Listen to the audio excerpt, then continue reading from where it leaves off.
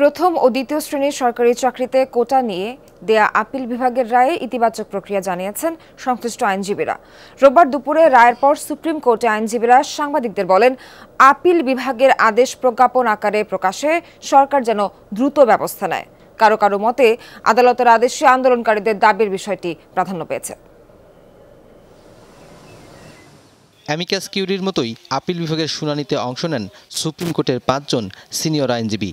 তাদের মধ্যে দুজন তানিয়া আমির ও আহসানুল করিম বলেছেন, আপিল বিভাগের নির্দেশে শিক্ষার্থীদের দাবি প্রতিফলিত হয়েছে। আদালত আজকে যে রায় দিয়েছে, সর্বান্তক মেধাবৃত্তির উপর ভিত্তি করে যে সিদ্ধান্ত অভিপ্রায় ছিল এই জাতির কাছে, সেটাই এটা প্রতিফলন হয়েছে এই রায়ে। কোর্ট যেই রায়টা দিয়ে এটাকে খারিজ করে দিল, দ্যাটস গুড। যেই পার্সেন্টেজগুলো দিয়েছে, এটা সরকার ইচ্ছা করলে এটা চেঞ্জ করতে পারে, বাস্তবায়ন করতে পারে। So it is not binding. আদেশের পরে বিএনপির সমর্থক দুজন আইনজীবী কথা বলেন গণমাধ্যমের সামনে। তারা বলেছেন, আদালতের আদেশে আন্দোলনকারীদের দাবির বিষয়টি প্রাধান্য পেয়েছে। তারা সংস্কার চায়, তাই এখানে আদালত যে সংস্কার করে দিয়েছে, আমি মনে করি দেশের একজন আইনজীবী হিসাবে যে সাধারণ ছাত্ররা যে দাবি করেছে সেটার সাথে এটার যথেষ্ট সম্পৃক্ততা আছে।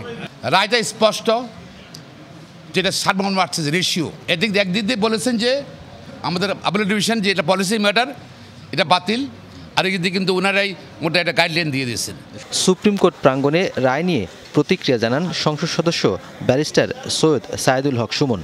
পলিসি ডিসিশন যেখানে প্রধানমন্ত্রী 18 সালে শেষ করে দিচ্ছেন, এইটারে হাইকোর্টে নিয়ে আসা এইসব ঝামেলা মানে মেঘ জমে অন্য জায়গায় আর বৃষ্টিপাত হয় হচ্ছে গিয়ে সব সুপ্রিম কোর্টে। এবং দ্রুত আমি মনে করি গ্যাজেটটা দিয়ে আমি বাচ্চাদের যারা আছে তাদেরকে বলবো, তোমরা বাড়ি ফিরে যাও, তোমরা যা চাইছিলা তার চেয়ে বেশি তোমরা পাইছো।